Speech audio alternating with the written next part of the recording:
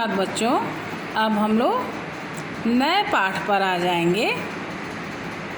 पाठ 5 लाल बहादुर शास्त्री। इस पाठ में लाल बहादुर शास्त्री के जीवन की कुछ घटनाओं का वर्णन किया गया है, जिसको हम लोग पढ़ेंगे और उनके बारे में बहुत कुछ बताया गया है।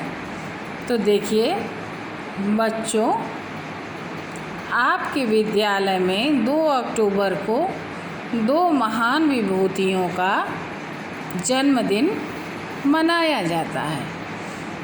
तो आप लोग भी जानते हैं, अभी तो आप लोग नहीं आ रहे हैं स्कूल में, लेकिन जब आप लोग स्कूल में आते थे तो असेंबली में, मॉर्निंग जो असेंबली होती है उसमें क्या होता था, 2 अक्टूबर को 2 महान जो विभूतियाँ थीं, महान व्यक्ति थे, सम्मानित व्यक्ति थे, उनका जन्मदिन मनाया जाता है। एक मोहनदास करमचंद गांधी, एक गांधी जयंती मनाई जाती है, आप लोग को ज़रूर मालूम होगा। तो एक मोहनदास करमचंद गांधी, उनका ये पूरा नाम दिया गया है।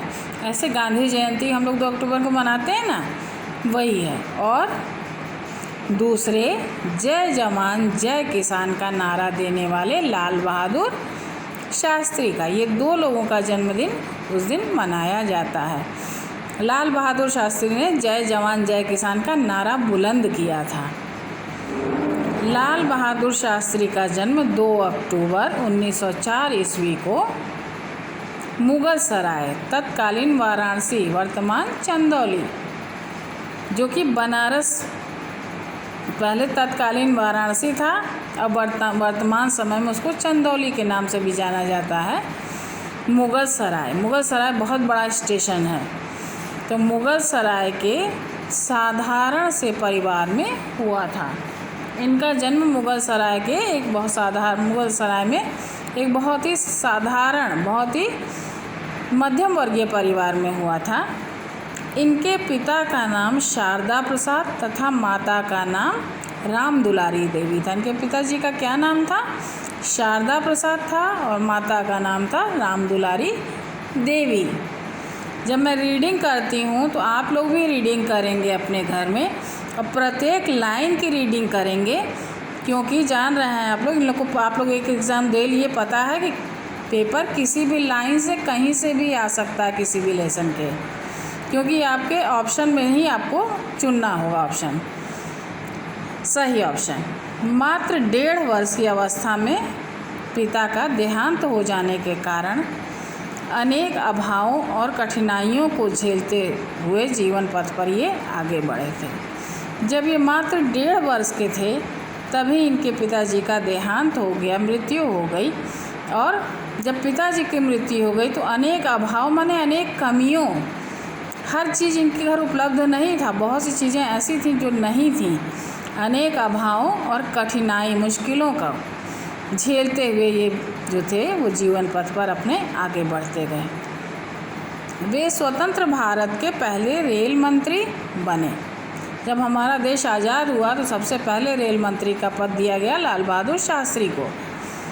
उसके बाद उद्योग मंत्री तथा स्वराष्ट्र मंत्री भी ये बनाए गए। जवाहरलाल नेहरू के निधन के बाद वे सर्वसम्मति से भारत के दूसरे प्रधानमंत्री के स्वाभिमान को जगाने वाले महान लोकप्रिय नेता लाल बहादुर शास्त्री का निधन 10 जनवरी 1966 को ताशकंद, रूस में हुआ था। जब जवाहरलाल नेहरू की मृत्यु हो गई, निधन हो गया, तो सर्वसम्मति से ये भारत के दूसरे प्रधानमंत्री भी बनाए गए। देशवासियों के स्वाभिमान को जगाने वाले महान लोकप्रिय नेता थे। इनकी मृत्यु 1966 को ताशकंद में, रूस में हो गई। लाल बहादुर शास्त्री जी का व्यक्तित्व तो बहुत ही व्यावहारिक एवं संतुलित था। लाल बहादुर शास्त्री जी का जो व्यक्तित्व था, जो इनकी पर्सनैलिटी थी, वो बहुत ही व्यावहारिक थे एवं संतुलित थे। वे जो भी कहते थे उसे पहले स्वयं करते थे। इसका उल्लेख उनके जीवन की कई घटनाओं में मिलता है। उसके बारे में हम लोग आगे पढ़ेंगे। तो बच्चों आज के लिए इतना ही, फिर हम लोग मिलते हैं अगले वीडियो में। तब तक के लिए धन्यवाद।